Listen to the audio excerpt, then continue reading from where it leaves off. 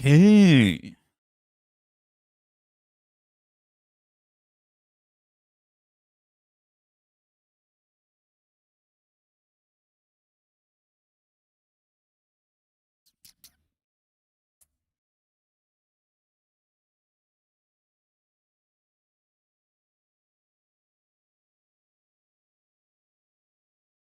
Perfect. We are back. Everybody, you guys got something to eat, took a break, got a power nap, got some snacks. I hope you did. And I hope G2 is doing its job in telling everybody that we're back. We got a new shirt. Oh, this is my favorite one. I know a lot of you have seen me in this one. I got the green one. Got the green one and this one. I love them. So, this is a big one, everybody. This is a big one. You do not want to miss it. You do not want to miss it. I gotta tell you. Now, as we're speaking right now, the price of crypto is giving us even more dips. Oh, you were playing James? Bro, I'm ready for GT5, GT6, bro. I wanna play that game so bad. I'm gonna have XRP. Guys, could we do like a GTA XRP watch? Maybe. I'm sure we're gonna have a lot of people. Come on. Welcome everybody, Oscar here. Very happy to see you all. Drop a like, consider subscribing to the channel, turn on the notification bells, and let's go. Okay. What's up, everybody? What's up? We're here. We're here. GT6 XRP Army Clan. Let's go. Oh, I love that. I love that, fam. So, oof. What a January, you know. What a January.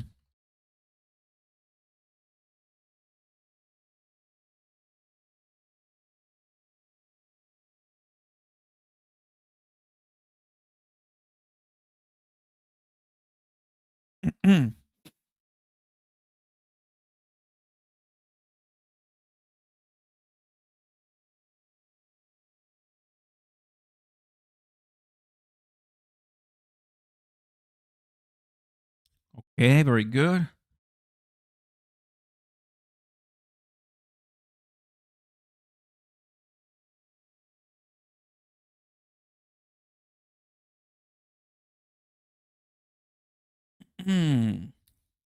Perfecto. We got 5 minutes. Oh my. Constantine is bleeding this one. The dollar going down to, oh man, those meme coins are getting slaughtered right now too. Oh, 83,000 BTC. Oh my gosh. Tom Lee, where's the 180,000 BTC? We're missing $100,000. I'm just letting you know. We're missing $100,000, Tom Lee.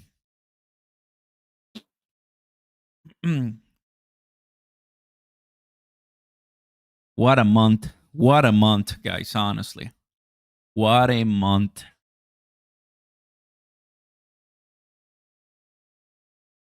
But we're here. We're not leaving.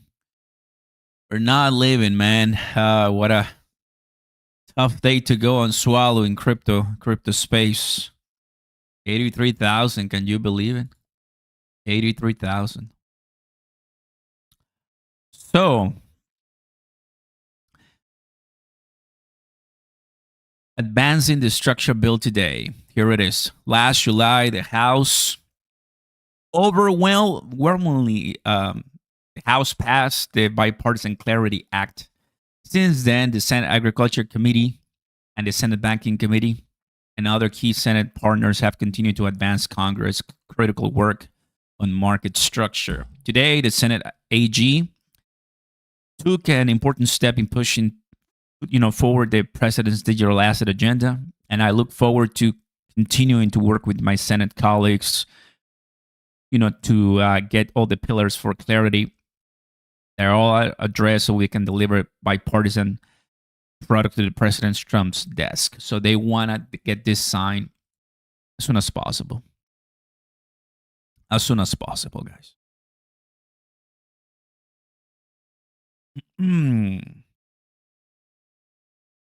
By the way, yeah. Who is the first person who's gonna name this person on stream right now? Let's see who it is. Let's see who it is. I watched the video. Do you guys watch it on YouTube? Let's see who is the first one. It's an easy. It's just like a free question. Come on, there you go, Jay in the lab. There you go. There you go. 2 years ago, everybody hated him. Who knows why? Who knows why? Come on, give it to me. Give it to me. I need quick answers here. 2 years ago, everybody in crypto hated him. Mostly the XRP army. Please, somebody tell me why. Very easy one.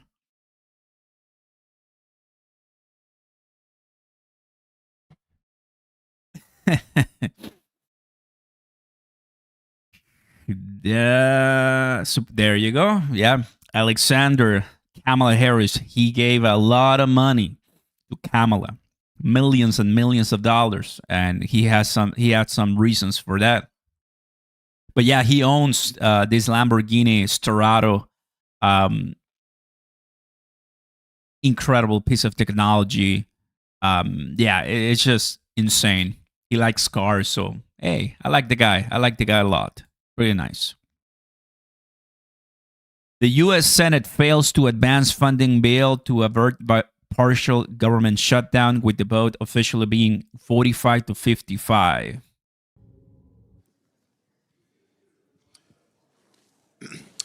On this vote, the yeas are 45, the nays are 55.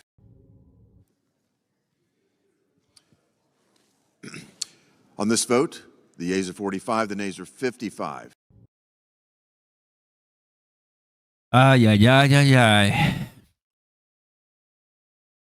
Federal Reserve announces appointment of 7 members to its Insurance Policy Advisory Committee. Breaking, the Senate fails to advance funding bill to avert partial government shutdown. 45-55. Government funding expires Friday at midnight for some agencies. They just don't want to give Trump anything right now.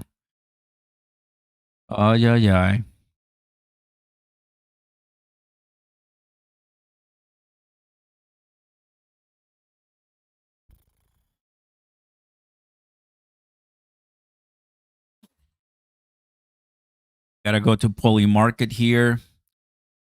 Government shutdown 76%. Look at that. Would you take a look at that? It came down a lot, but I went up again. All right, fam. We're live here for the CFTC SEC. Very nice. Let's do this. I hope you are ready to go. You're ready to go. Oh my. I think they're already counting the shutdown. That's gonna happen. That's why we're collapsing. Look at BTC, bro. Oh my, this is bad. 178. Oof. I'm gonna have the 15 minutes. It looks better right now. From 87,000. So it's just today, from 87 or so, just dropping like a rock right now. Dropping like a rock.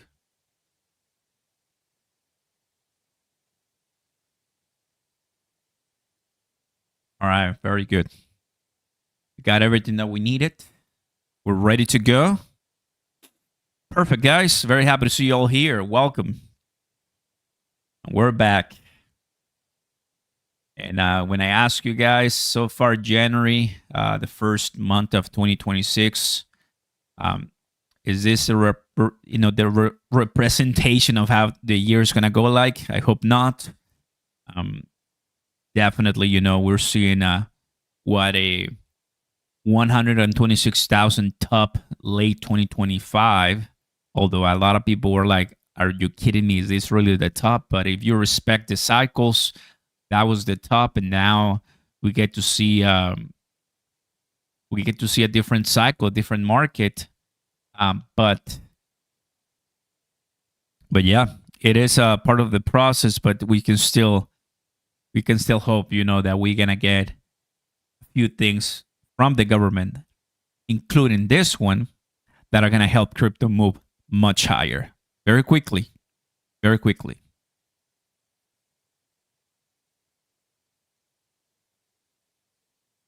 Just to give you an idea, right? We had the worst Q4 in a long time, 2025 Q4. It was bad. So January, we had about 6 days of goodness, and everything has been basically destruction right after that. Bad news, terrible news, and the market has been taking a beating. But gold and silver, they've been skyrocketing ever since. They've been doing really, really, really well.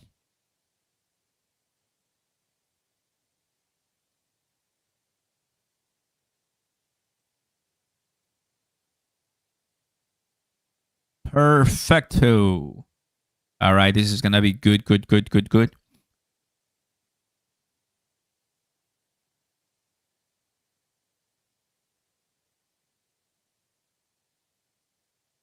We also said, very importantly, we want protections for self-custody and innovative technology. We do not want to be criminalizing people who are writing code.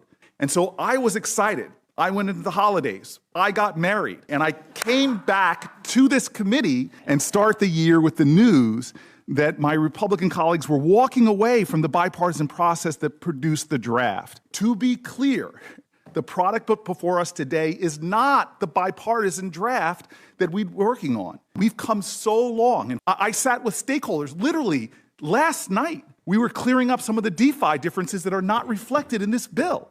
The White House has made this infinitely harder. And I've had private conversations with Republican colleagues, staffers that agree with me. So I'm just going to say right now, I've had one of the best experiences I've had in my 12 years in Washington working with Senator Boozman. Let's get back to work. We can finish this in the next week or two in a bipartisan way, have a celebration. I may drink some milk, and we can dance in the end zone when we get this across the line. That's what I'm asking. But until then, we can't support this partisan draft. I'm actually on Booker's side with this. This, I think, is or was a good direction. Unfortunately, right now, it looks like the White House are taking the bank's side.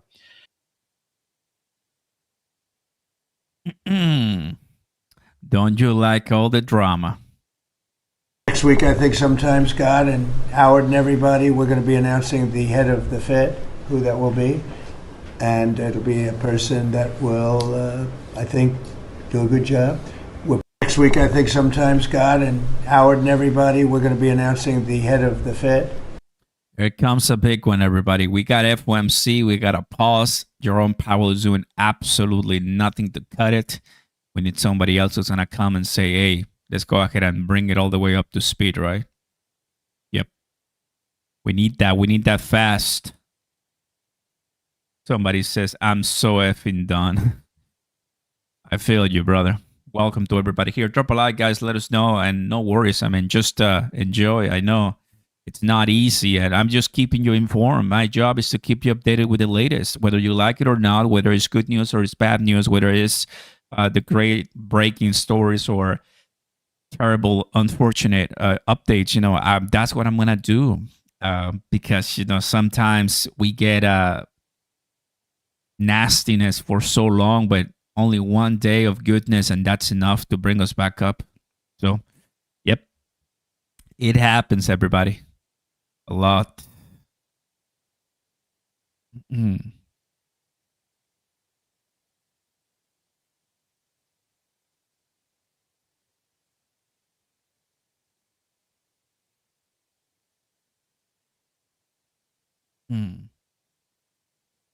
2026 is going to be insane for assets. I hope. I think people want that. When you remember grandma had a gold tooth. No way. I love CT, guys. That I can tell you. I love CT.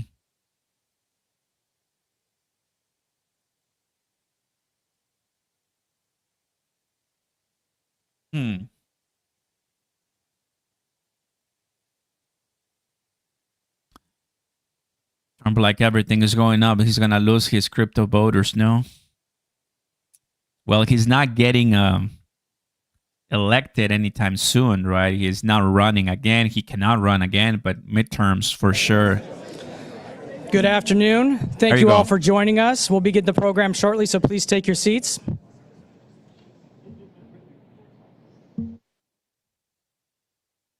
Okay, very good, guys. Very good. All right.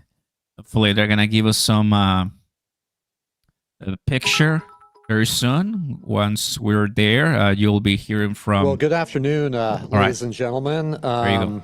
I'm Paul Atkins, Chairman of the Securities and Exchange Commission, and first I should like to thank you all for your flexibility in light of the wintry weather that we've experienced and jumping over all sorts of ice and snow to get in here. So I'm glad we were able to reconvene this afternoon after postponement from the other day, and so that so many could join us here in person and by live stream. So it's a pleasure very much for me to be with all of you today, especially my friend and former colleague, now counterpart, CFTC Chairman Mike Seelig, from whom we will be hearing momentarily. So as SEC Chairman, I'm grateful to be a guest at the CFTC's headquarters, standing side by side with Chairman Seelig as we launch one of the most ambitious initiatives between our two agencies in a generation. Of course, as we speak, Congress has never been closer to sending bipartisan market structure legislation to President Trump's desk. A federal framework for markets that have surged ahead with speed and ingenuity is long overdue. But legislation alone cannot deliver the certainty that investors and market participants deserve. That is why I'm delighted to have the opportunity to work with Chairman Seelig to implement clear and principled rules of the road for crypto asset markets. As so many have observed during his confirmation process, Chairman Seelig brings to the CFTC precisely what this moment in history demands: a deep respect for market integrity, paired with a practical understanding of how innovation drives prosperity for the American people. He appreciates, as I do, that our job as regulators is to apply the minimum effective dose of regulation, no more and no less. As he recognizes that we are at an inflection point as President Trump assembles a dream team of financial regulators who are united by the common conviction that if we coordinate early, clearly, and in good faith, then we can reduce uncertainty, lower the costs of compliance, and unleash the creative energies of a free people. During Chairman Seelig's time at the SEC, he played an essential role in advancing the agency's efforts, ably led by Commissioner Hester Peirce, to course correct the Commission's previous approach to crypto assets. Last year alone, SEC staff provided more clarity on digital assets than in the prior decade combined. For example, the Division of Corporation Finance issued a staff statement on the security status of meme coins, stable coins, mining, and staking activities. The Division of Trading and Markets, meanwhile, published FAQs clarifying the staff's views about broker-dealer, financial responsibility, and transfer agent obligations. And the Division of Investment Management made clear its staff's view that registered advisors and regulated funds can maintain crypto assets with certain state-chartered financial institutions. While not exhaustive, this record reflects the rigor and initiative that Chairman Seelig brought to his work on the Crypto Task Force. Even before I arrived in April, Commissioner Peirce, Chairman Seelig, and their colleagues on the task force helped to restore confidence among investors that they actually could engage constructively with the Commission without fear or worry. Although significant work remains, especially as legislation inches closer to President Trump's desk, I could not be prouder of what Chairman Seelig accomplished during his time at the SEC. And now, under his leadership at the CFTC, the agency is embracing a disciplined but open posture towards emerging market structures. I'm confident that he will craft a fit-for-purpose regulatory regime rooted in data and tempered by humility about what regulators can and cannot foresee. There is no one that I would rather have at the helm of the CFTC as our markets move on chain. And that is why I'm so pleased that Project Crypto will now proceed as a joint initiative between our two agencies. As many of you all know, today's markets do not divide neatly along regulatory lines. Trading, clearing, custody, risk management now flow across asset classes, technologies, and platforms.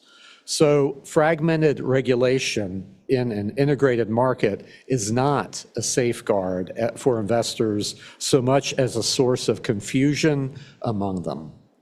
Yet for decades, we have compelled market participants to operate within a maze of overlapping and often inconsistent regulatory frameworks that reflect historical boundaries more than modern realities. That model is no longer sustainable. If the United States is to remain the world's most trusted and dynamic capital market, then we must take a more coordinated approach. In short, the turf wars of years gone by must give way to a new era of cooperation. As a first step, we have designed Project Crypto such that when Congress acts, our agencies are ready to implement any new legislation faithfully and thoughtfully. Moving forward, that means deploying every tool at our disposal to reduce friction, to harmonize standards and definitions where appropriate, and to equip markets with the confidence as Congress completes its vital work. Working together with a common purpose, we can deliver clearer guidance, consistent standards, and a regulatory framework that reflects how markets actually function instead of how they used to. So as we pursue this new course, let me close by once again thanking Chairman Seelig both for his leadership and his willingness to choose coordination over competition, progress over turf. Working together, I'm optimistic about all that our teams can accomplish and how our collaboration can promote the long-term dynamism of U.S. markets. After all, the future of finance will be built somewhere.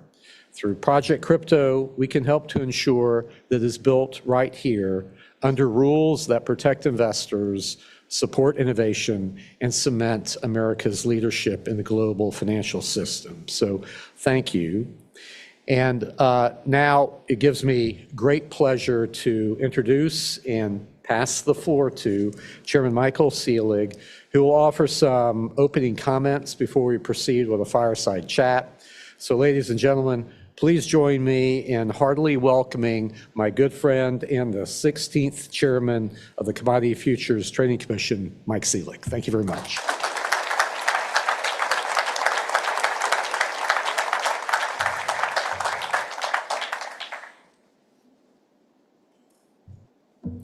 Well, good afternoon, and thank you, Chairman Atkins, for your kind introduction. And to our guests, welcome to the Commodity Futures Trading Commission. Before I begin, I must note that the views I share today are my own as chairman and do not necessarily reflect those of the commission. I'm pleased that my first public remarks as chairman could be here at the CFTC, an institution with a rich and distinguished heritage of overseeing markets that facilitate price discovery, risk management, and reliable commodity prices for everyday Americans. As these are my first public remarks, I would like to begin with a few words of thanks. First, to President Trump, I'm grateful for the trust and confidence that you have placed in me to lead the CFTC during this historic time. Second, to Chairman Atkins and Commissioner Peirce, it was the honor of a lifetime to work with you both at the SEC. You're both principled and inspiring leaders, and I'm thrilled to work with you in this new role to modernize and harmonize our agency's regulatory frameworks. Third, to the dedicated staff of the CFTC, thank you for your warm welcome. This agency's reputation is a direct reflection of your expertise, professionalism, and public service. I look forward to partnering with you as we carry that responsibility forward. Today marks the beginning of a new chapter for the CFTC, one that builds on the Commission's legacy while sharpening its focus on regulatory clarity, interagency coordination, and permissionless innovation. For more than a century and a half, America's commodity futures markets have served as a proving ground for innovation, not just in what's traded, but in how risk is managed, prices are discovered, and trust is established among market participants. That tradition began in earnest in 1848 with the founding of the Chicago Board of Trade. What started as a physical meeting place for merchants trading grain and livestock quickly evolved into something more consequential, a system for standardizing contracts, aggregating dispersed information, and enabling producers and consumers to manage risk over time. As trading activity expanded in the late 19th century, new distribution technologies, telegraph lines, railroads, and printed quotations dramatically broadened access to market prices. Alongside organized exchanges, informal venues known as bucket shops emerged, offering retail customers exposure to commodity prices without requiring physical delivery. While these operations often lacked quality and integrity, their popularity underscored a growing public appetite for participation in price discovery and risk-taking tied to real economic activity. In response, organized exchanges moved to reinforce the distinction between transparent, rules-based markets and purely speculative imitation. Litigation over access to price quotations culminated in judicial recognition of the exchange's role in safeguarding market integrity. In the end, the Board of Trade obtained a victory at the U.S. Supreme Court, and trading in the future price of commodities migrated onto organized trading venues that came to be known as pits because of their unique physical design. The economic dislocation of the Great Depression prompted Congress to formalize this framework. The Commodity Exchange Act required futures trading to occur on organized exchanges and obligated so-called designated contract markets to enforce rules to prevent fraud and manipulation. In 1974, the Commodity Futures Trading Commission was established to oversee these markets as they continue to evolve. As American ingenuity progressed, innovation again reshaped market structure. Open trading floors gave way to electronic platforms. Without the restriction of limited real estate, the universe of futures contracts exploded as new exchanges proliferated, listing thousands of unique products. Congress responded not by freezing markets in place, but by modernizing market oversight.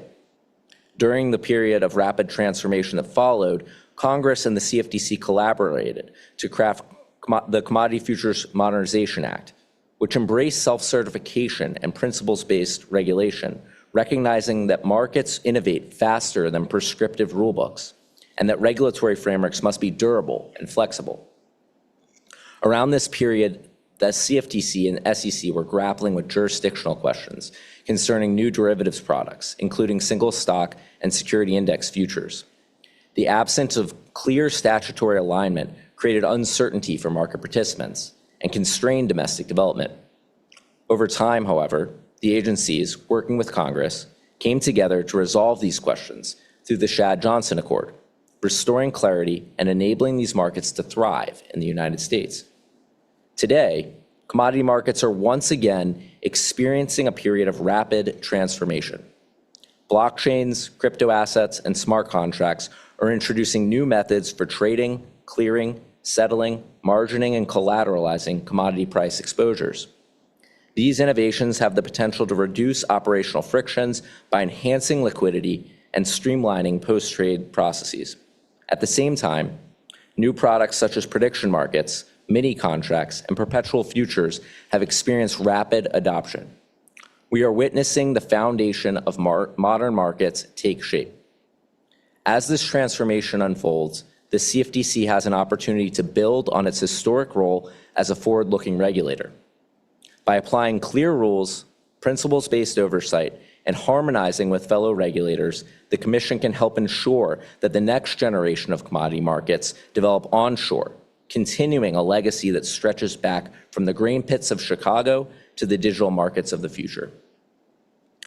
America is home to the most transparent and well-regulated financial markets in the world. markets that are grounded in market integrity and institutional trust. With thoughtful engagement and a commitment to principled innovation, the U.S. is uniquely positioned to extend its preeminence into the crypto era. And thanks to the leadership of President Trump, Operation Choke Point 2.0 is history, regulation by enforcement is dead, the Genius Act is law, Congress is on the cusp of enacting historic market structure legislation, and the U.S. is now the crypto capital of the world. But we can't assume this will always be the case. America's financial regulators must modernize and harmonize their approach to regulation to future-proof our markets for the innovations of tomorrow. And while market structure legislation will certainly advance these goals, we cannot and we will not let this opportunity pass us by while Congress continues its work.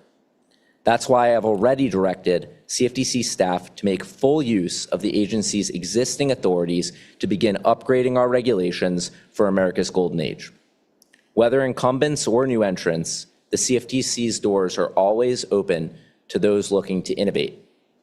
Now, Chairman Atkins recently shared some news that I will also expand upon, but before I do so, I would like to thank Commissioner Caroline Pham for her leadership as acting chairman. She took important steps to position the CFTC for the future by launching the Crypto Sprint initiative, which helped orient the agency at a critical moment towards the opportunities and challenges presented by crypto assets. Today, we're at a building on that foundation. Rather than running a parallel initiative with the SEC, the CFTC is partnering with the SEC on Project Crypto, bringing coordination, coherence, and a unified approach to the federal oversight of crypto asset markets. Project Crypto recognizes that crypto markets span across our agency's respective regulatory frameworks. Chairman Atkins and I view this moment as a generational opportunity for our agencies to collaborate on clear, durable rules of the road for these markets. Through this partnership, we'll advance a clear crypto asset taxonomy, clarify jurisdictional lines, remove duplicative compliance requirements, and reduce regulatory fragmentation, ensuring that innovation takes root on American soil, under American law, and in service of American investors, customers, and businesses. Earlier, I mentioned the historic Shad-Johnson Accord, which resolved one jurisdictional dispute between the CFTC and the SEC, and was later codified into statute. With a wide range of new crypto assets and on-chain financial markets, we're due for a new cross-agency agreement to govern these markets. I agree with Chairman Atkins that most crypto assets trading today are not securities. But for too long, crypto asset market participants have struggled to determine whether they're subject to regulation by the SEC, the CFTC, or both. Instead of leaving the industry trapped in uncertainty, as we've witnessed under past administrations, it is incumbent on us to draw a bright jurisdictional line for our nation's builders and innovators. Chairman Atkins recently laid out a common sense crypto asset taxonomy that would make clear that digital commodities, digital collectibles, and digital tools are not securities, even when they're sold as part of an investment contract. I've directed Commission staff to work together with SEC staff to consider joint codification of this framework as an interim measure while Congress finalizes legislation. With a clear taxonomy in place, the next question becomes how blockchain technologies can be harnessed to strengthen market resilience and market functions. In certain markets, 24/7 trading offers meaningful advantages, particularly where global participation is essential to market efficiency. High-quality tokenized collateral can move seamlessly across venues and has the potential to make liquidity more dynamic and markets more resilient. As on-chain capabilities mature, they also create opportunities for new tools, including artificial intelligence-driven systems and autonomous software, to interact directly with tokenized collateral. These systems can programmatically monitor risk in real time and execute predefined strategies within established guardrails. In this way, tokenization and automation can begin to fulfill the original promise of blockchain technologies, a more open, transparent, and efficient market infrastructure. To achieve this work and to help unleash American innovation, I've directed CFTC staff to develop rules to enable the responsible deployment of additional forms of eligible tokenized collateral. The pace of innovation with crypto assets has also led to experimentation with novel types of derivatives. Derivatives with no fixed maturity date, also known as perpetual contracts, have emerged as widely used tools for risk management and price discovery. Yet, despite clear market demand, prior administrations have failed to create a pathway for these products to exist onshore. Reversing this misstep requires transparent and workable frameworks that allow true perpetual contracts to be offered responsibly in the US under common sense regulations. And under my leadership, the CFTC will use the tools at its disposal to onshore perpetual and other novel derivative products so that they can flourish on both centralized and decentralized markets, subject to appropriate safeguards. As our markets continue to evolve, digital wallets, decentralized finance protocols, layer 2 networks, and other on-chain software systems are now part of everyday finance. However, uncertainty persists regarding the appropriate regulatory treatment of these technologies under the CFTC's existing framework. The Commission's existing rules were designed for and assume a centralized intermediary model. With the advent of on-chain financial markets, we have to revisit these design choices and assumptions to facilitate permissionless innovation or risk ceding our global leadership to the many foreign nations that will welcome our builders with open arms, an unacceptable outcome. On-chain systems exist on a spectrum of decentralization. In certain instances, there may exist non-custodial digital wallets or user interfaces that merely function as digital rails through which users can directly interact with programmatic self-executing software code. In other instances, there may be more centralized touchpoints. Under my leadership, the CFTC will explore ways in which the agency can encourage innovation in software development and support builders as they work towards product market fit, including by assessing whether an innovation exemption may be appropriate in certain circumstances. At every step, our actions will reflect a commitment to establish clear and unambiguous safe harbors for software developers to ensure that the crypto innovations of today and tomorrow are made in America. While I share the excitement around decentralized financial systems, intermediated trading will continue to play an important role in crypto markets. That includes trading conducted both on and off exchange with leverage, margin, and financing. In that spirit, we're already taking concrete steps to foster these trading activities. First, I've directed CFTC staff to begin drafting rules clarifying when leverage, margined, or financed retail commodity transactions in crypto assets may be offered off exchange under an actual delivery exception. Second, I've asked CFTC staff to begin drafting rules codifying requirements for DCMs that choose to offer these transactions on their current platforms. Codification will promote consistency, transparency, and a uniform application of core protections across venues, hallmarks of the CFTC's regulatory regime. Finally, I've directed CFTC staff to explore the creation of a new category of DCM that is tailored specifically to retail leverage, margined, or financed crypto asset trading. These venues would perform functions similar to traditional DCMs, but operate under a purpose-fit regulatory framework. Now, our modernized approach will fall short unless it is paired with continued harmonization between the CFTC and SEC. Fragmented oversight imposes real economic costs, raising barriers to entry, reducing competition, and increasing compliance expenses and encouraging regulatory arbitrage rather than productive investment. Recognizing this, I intend for the CFTC to work closely with the SEC to identify opportunities to better align regulatory requirements across markets. The objective is not to blur statutory boundaries, but to reduce unnecessary duplication that does not improve market integrity. As part of this harmonization effort, we'll examine whether substituted compliance can achieve equivalent or better regulatory outcomes at lower costs for market participants. Within the bounds of the law, and where appropriate, market participants should be able to offer multiple products through a single platform without navigating an inefficient patchwork of registrations and overlapping regulatory regimes. Now, last but certainly not least, I'd be remiss if I did not address prediction markets, or event contracts as we refer to them at the CFTC. These markets are not new. They've operated within the CFTC's regulatory perimeter for more than 2 decades now. but despite their history, many view them as novel or unsettled, and that uncertainty has not served our markets well, nor has it served the public interest.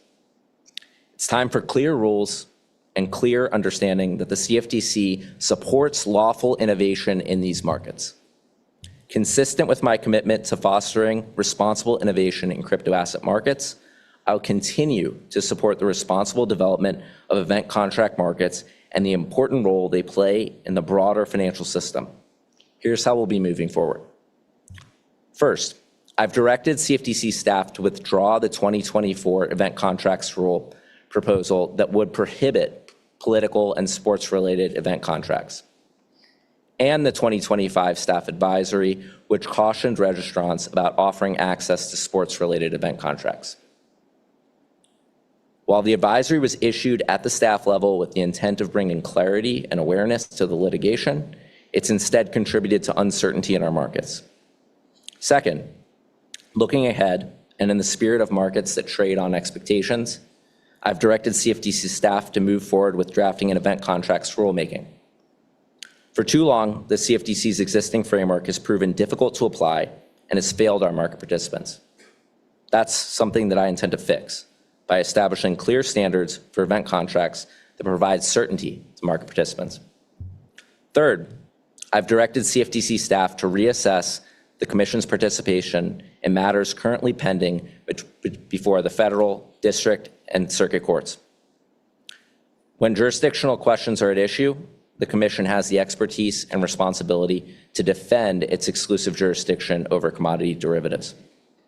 Finally, I've directed CFTC staff to work with our counterparts at the SEC to develop a joint interpretation on Title VII definitions.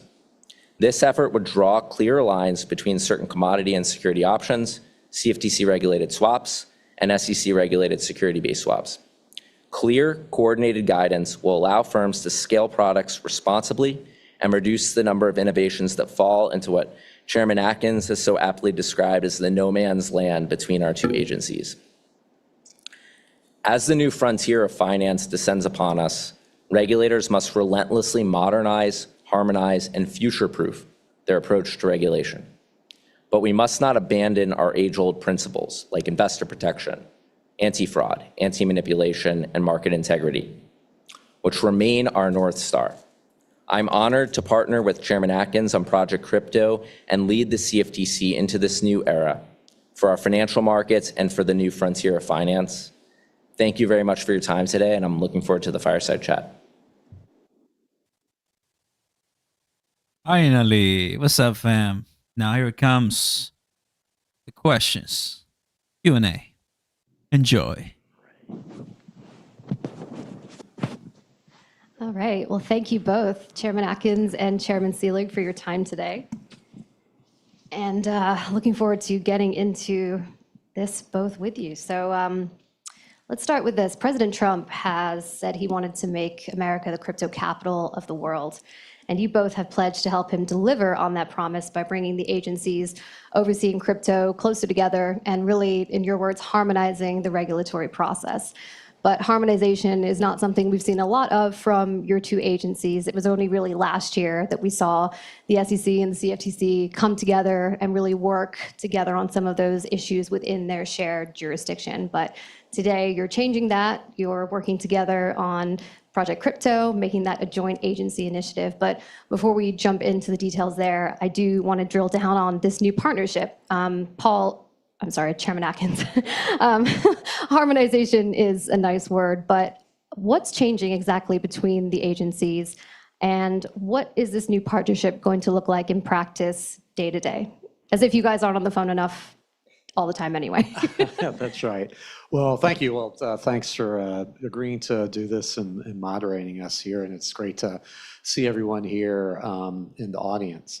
Well, so first of all, you know, it's this is now my third time at the SEC over a span of 35 years or so. So I've seen the good, bad, and ugly of cooperation or non-cooperation, and then outright kind of, if not fisticuffs, then casting, aspersions, at a distance between the two agencies. So, again, I think this is really a problem of overlapping jurisdiction.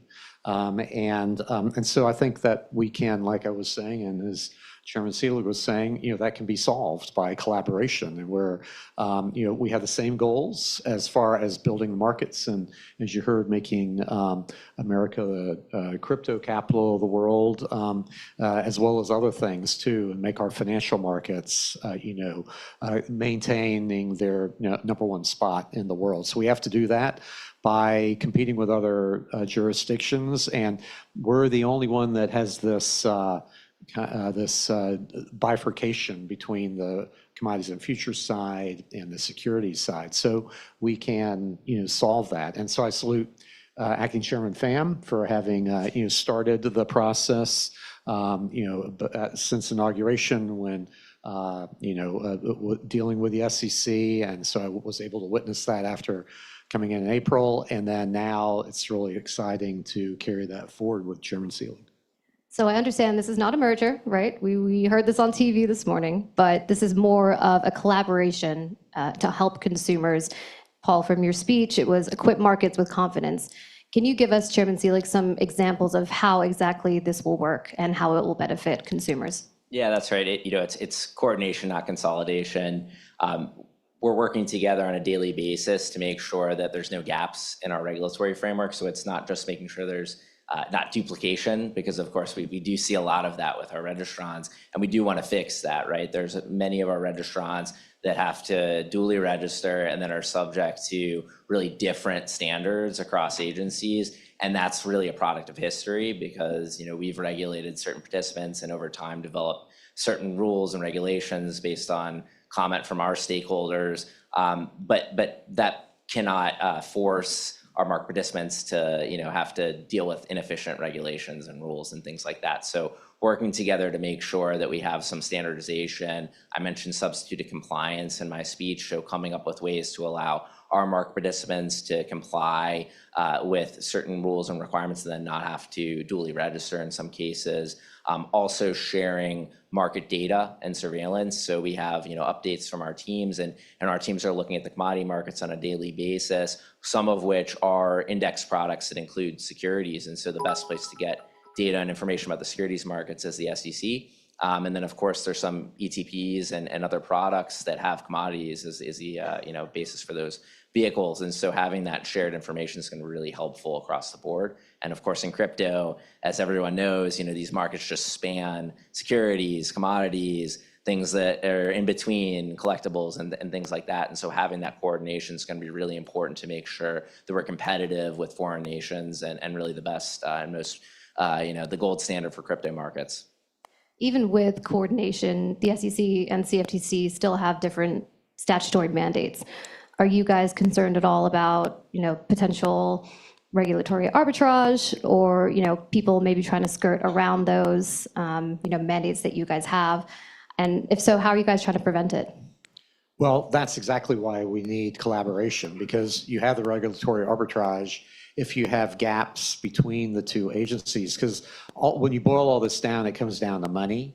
So if things are uncertain and your lawyers, whom you pay a lot of money to, and accountants and whatnot, can't figure it out, then you're left when I'd like to talk about the no man's land between the two fortresses of SEC and CFTC, and so there are lots of bodies of dead products that didn't make it that are strewn around that no man's land. So we need to avoid that, because then people, like Chairman Seelig has said, go abroad. And so there's an alternative there. So that's bad for American investors, because then they have to, if they want that particular product, they go abroad. Perpetual futures and that sort of thing is a good example of that. And so that they're under foreign law and they don't have the certainty of using American law. So we have to be smart. We have to be united. We cannot allow, petty quarrels to make life difficult for investors and market participants. So our markets, deserve that, and we, on behalf of the taxpayer, need to deliver that. All right, let's turn to Project Crypto, because It initially was a CFTC, I'm sorry, an SEC initiative launched by you, Chair Atkins, last year to really modernize U.S. securities laws to make it work for modern technology like digital assets, crypto, prediction markets. How does the CFTC fit in here, Chair Seelig? Well, it's really the same playbook. We need to modernize on both sides of the house, and then we need to harmonize. So it's not just enough to say, software developers are protected on the SEC side or the CFTC side. We need to do it on both, and we need to have consistent standards. So this endeavor ensures that we're coordinated, that we have a clear line of communication, and that our standards are consistent. And that's going to help us be competitive with foreign countries where, as we mentioned, they don't have that distinction between the two. There's a lot of advantages because our agency really has experience regulating markets where you don't have the same sorts of informational asymmetries that you deal with in the securities markets, which is why I think the legislation, which we're really excited about and commend Chairman Bozeman and the Senate Agriculture Committee for getting that through today, that really contemplates a big role for the CFTC because we have that experience with these markets that the information is not coming from a single source, it's coming from the marketplace. We're tracking that, we're surveilling that, and then we can learn from the other side of the house where the SEC has a lot of experience regulating participants that are raising capital and have these informational asymmetries with persons who are making investments. And with crypto, you kind of see those two worlds merge. We have assets issued and then trading in these open markets. So we're excited to have that collaboration. Mm-hmm. And you mentioned the token taxonomy, you're trying to codify it on the CFTC side. Is that something you guys are also working with Congress as they work to establish the market structure bill? We've given a lot of technical assistance to both houses of Congress as the House was developing their Clarity Act, and now as the Senate is developing its Market Structure Act. So both committees in the Senate as well. So, we stand ready, willing, and able to help them, codify as much of this into law as, they choose to. And then we stand ready to unite and to, if there be gaps, in the legislation, however it might come about, we will use our authority to help plug those gaps and, again, to bring certainty to the marketplace. Okay, so yesterday the SEC released some guidance on tokenized securities, and you've talked a lot about bringing capital markets on chain as part of Project Crypto. I have to ask, where are we with the innovation exemption that you mentioned last year? It's almost the end of January. We've got a couple more days. I think you said possibly before the end of January, but where do we stand on it, and what can we expect to see when we do see it? Well, so we're still working on that, obviously, and we need to measure twice and cut once, and so we have solicited comments and whatnot. So we want something that is fit for purpose, that will allow enough people to be able to develop their products, within a predictable ambit of maneuver, and then with an end date, an off ramp, that sort of thing. So that's the general outlines of it, and we had a shutdown to put up with, and perhaps now another one. So we'll see. So we're working apace at this, and then we want to. It would be nice to see the direction from Congress as well. So I'm really hoping for a bill to be delivered to the president very quickly. So that's our hope. So we're taking all this into account. Are you waiting on market structure to be passed before you put out the innovation exemption? No, not necessarily. I mean, because I think that's within our ambit of maneuver and our authority. But again, I think there are a lot of moving parts to the situation, and I just want to make sure that we keep the train going forward at full speed and for all parties' sake. Chairman Seelig, I heard you say recently that you see capital markets coming on chain within 1 to 2 years. I feel like that's a very short timeline for U.S. capital markets all coming on chain. What has to happen between the SEC, or aside from market structure passing, what has to happen between the SEC and the CFTC in order for that vision to become a reality? Well, I didn't say all capital markets, so let's Okay. get ahead of ourselves. No, but I do think we're already seeing really this convergence where a lot of the products, this goes to the point of the tokenization statement the SEC just put out yesterday, we're seeing so much interest in tokenized securities. We're seeing a ton of interest in tokenized derivative instruments and leverage products. And so we have to embrace that. We have to set rules for that. We can't fear the future and basically say this stuff happens offshore, but not here in the US. That does put a lot of responsibility on us to develop the rules for that and make sure that it has appropriate guardrails. But we're going to do that. So we're going to work closely with industry to make sure that when these markets are ready to come on chain here in the US, we have the right safeguards. But I do think this is happening all around us. It's happening offshore. We've seen so many of these products trading on offshore markets that they're really banging at our doors to get it here. That's part of the reason we've developed here at the CFTC an Innovation Advisory Committee, which will be comprised of CEOs from some of the leading digital asset firms, prediction market firms, major exchanges like ICE and NASDAQ. And so we can really think about the changes happening in our market structure and develop the rules that are appropriate to make sure that America leads in these new markets of the future. Yeah, there was an update on that. So there was an advisory committee established towards the end of last year, and I believe you're adding to it, right? Is there any more news to share there for the advisory committee? That's right. So we have 15 CEOs that were announced previously. That CEO Innovation Council is now part of a FACA committee. So it's an Innovation Advisory Committee under new name. And we're going to be announcing soon additional folks that will be joining that committee. So we're really excited. And we're going to be using that as part of our approach to regulation because we're in an ivory tower. We need to learn from the marketplace. We need these firms to have a seat at the table to really tell us what they're witnessing in their business, rather than us going and having to What? in their business, rather than us going and having telling them this is how you need to go with Hey! technologies in your businesses. You both talked about this notion of a super app.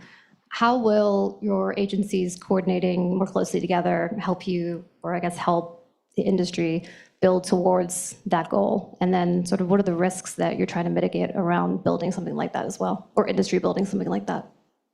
Well, I think that's the ultimate collaboration. The idea of a super app where with substitute compliance and recognition of, the common goals and common processes and to align our regulations can save a lot of money, I think, for investors because they ultimately pay for whatever market participants have to pay for in terms of direct costs or if diminished competition. So I think we want innovation, we want competition in our marketplace, and so I think we can achieve it that way. But one of the first steps is to try to cobble out a really comprehensive memorandum of understanding, with respect to our operations and oversight and supervision. So I think that's really incumbent.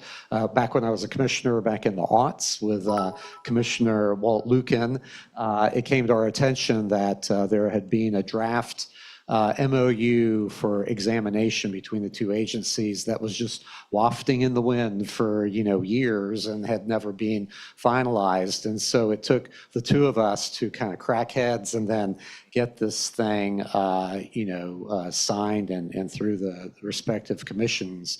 And so that was a very feeble first step, and I'm not sure how effective it was.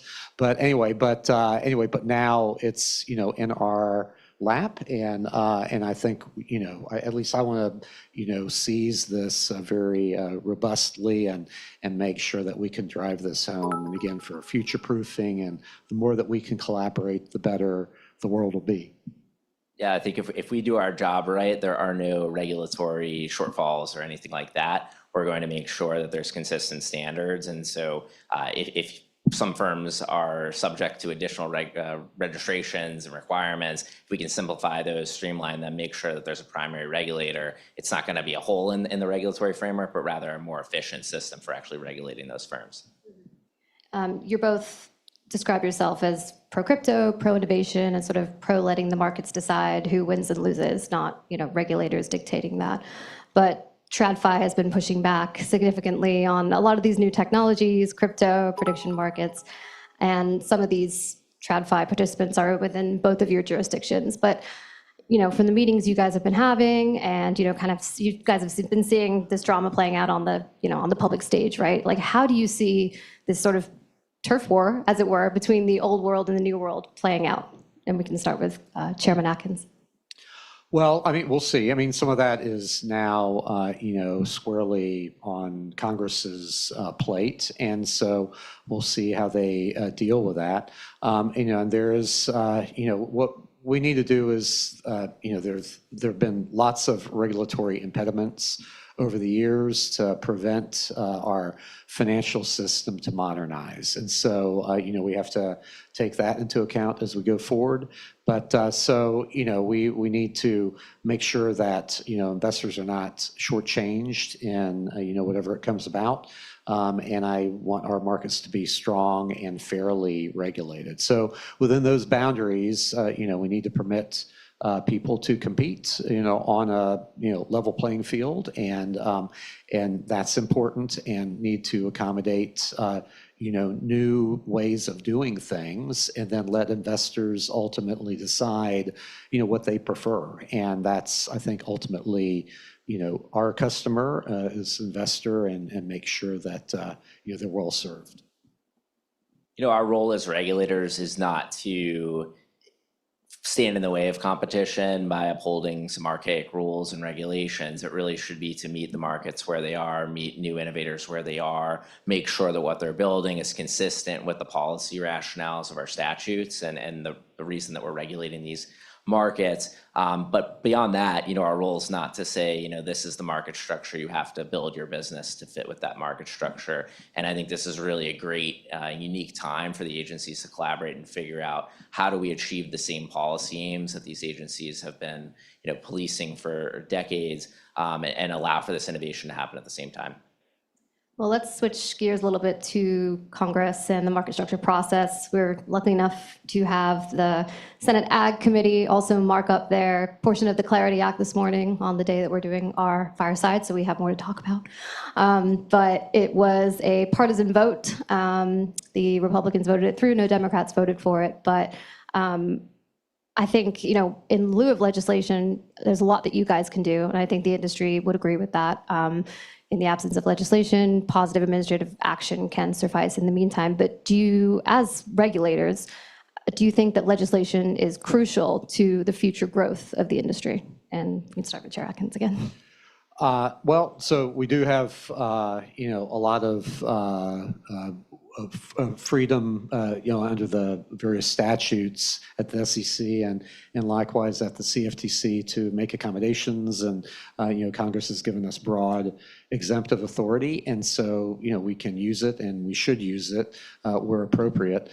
And then, we'll see what Congress comes up with. But I do feel very strongly that, notwithstanding what we do on a rulemaking side, it's really crucial for Congress at this moment in time to step forward and come up with rules that, legislation that can guide us and that can undergird our efforts, because, people come and go and commissions come and go. And, the last thing I'd like to see is to have, something happen in the future that kind of upends a lot of the things that we will have put into place that people then rely on.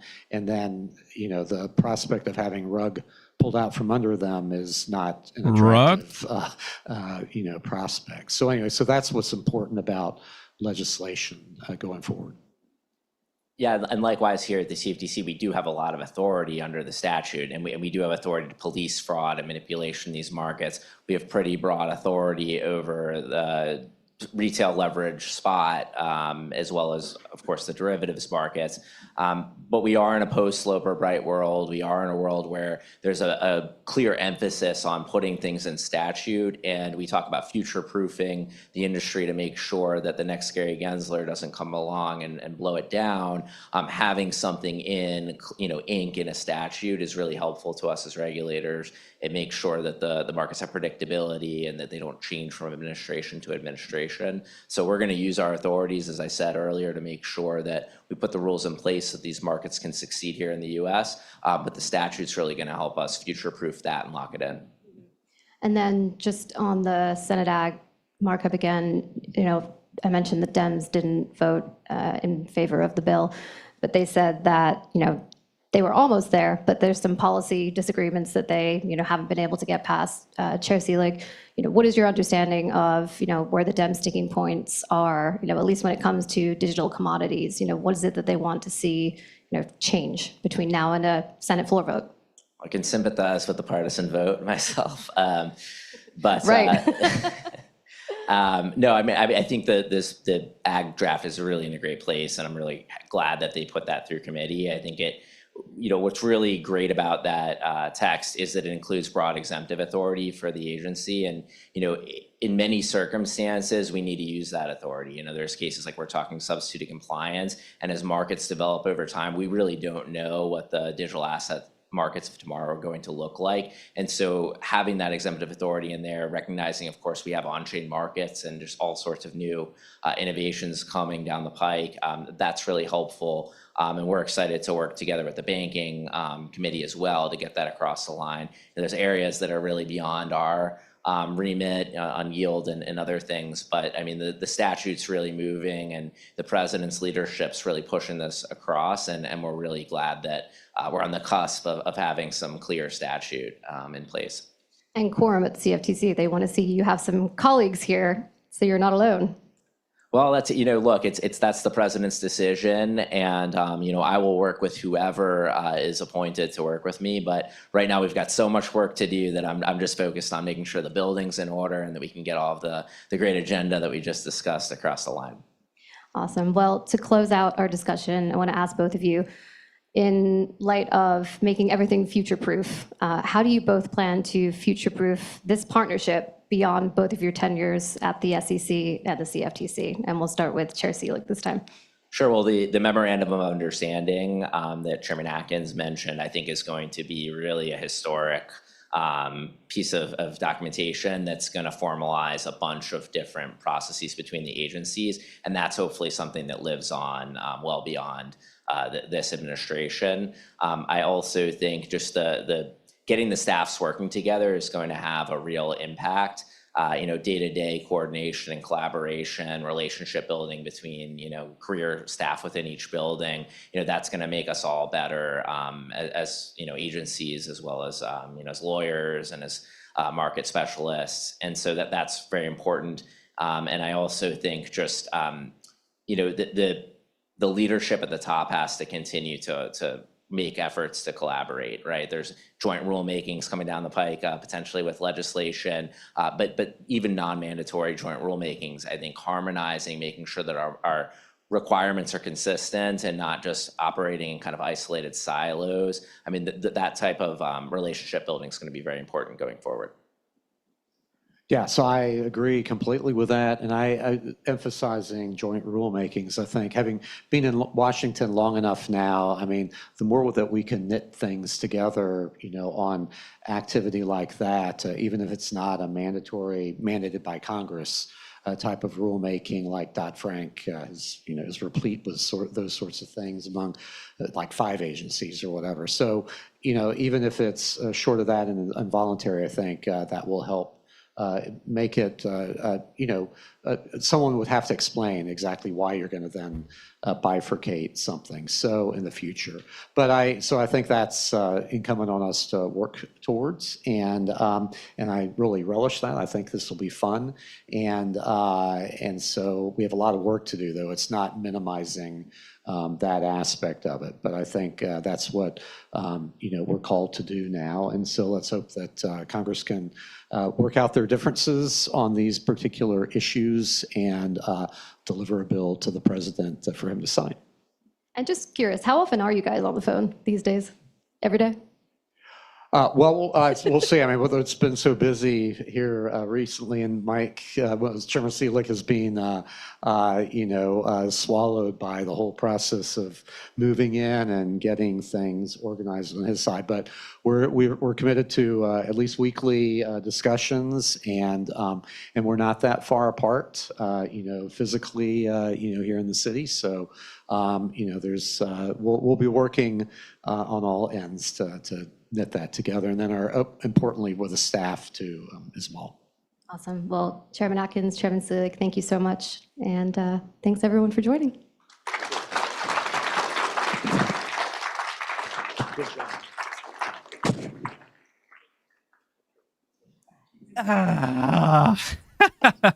The aliens got in possession of the stream. The alien. I'm just kidding.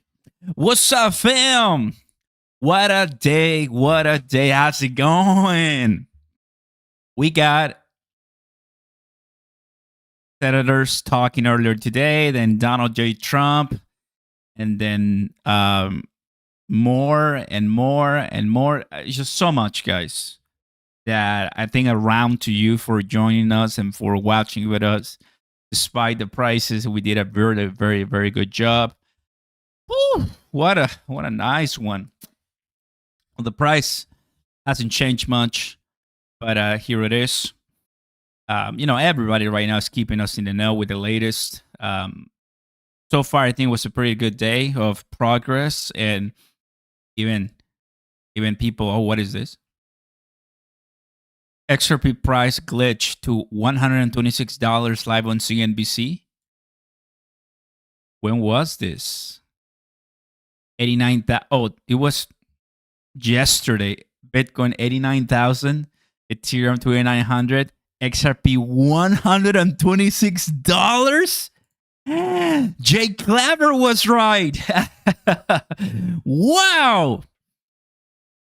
Who? They know something we don't. They know something we don't, huh? Pretty crazy, that I can tell you. What's up, fam? So, pretty nice everything that we're seeing. And even earlier today, man, he was already talking early. They were already up early in the morning, and they had a nice conversation.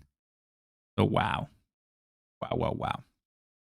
The poll says the following, guys. Be honest, 100% honest. When is crypto pumping back up? And most people said as soon as Clarity Act passes. We need that, and it's coming eventually, guys. It's coming eventually. Now, all eyes. U.S. Senate blocks this spending package, increasing the risk of our government shutdown. If you like today, just days away from another powerful, painful, political, had to do nothing with Bitcoin and XRP, but it's still going to affect us. Government shutdown. Oh boy. Everybody, want to say thank you so much to everyone for coming in. I was live for almost 3+ hours, so I think it's good calling it today. Links down below for us. We got BTCC, our cryptoramos.com site. I want to say thank you for everybody here, and well, we keep you in the know with the latest and more. We keep buying we keep buying the dip, because I don't really know when things are gonna start pumping back up, but a lot of people agree that when Clarity Act, so when I make sure that my backs are ready once everything starts going all the way up. See you next time, guys. Thanks for watching. We did a really good one today. You take care. Peace.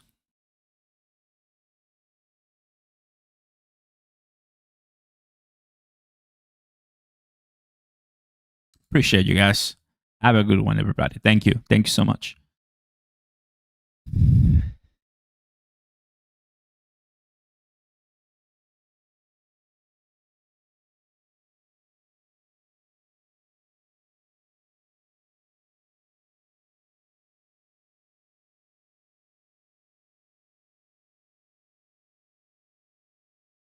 There's a Robinhood CEO talking to government. Good. They're calling everybody Brian, Robinhood, the Winklevoss brothers, all of that. Makes sense.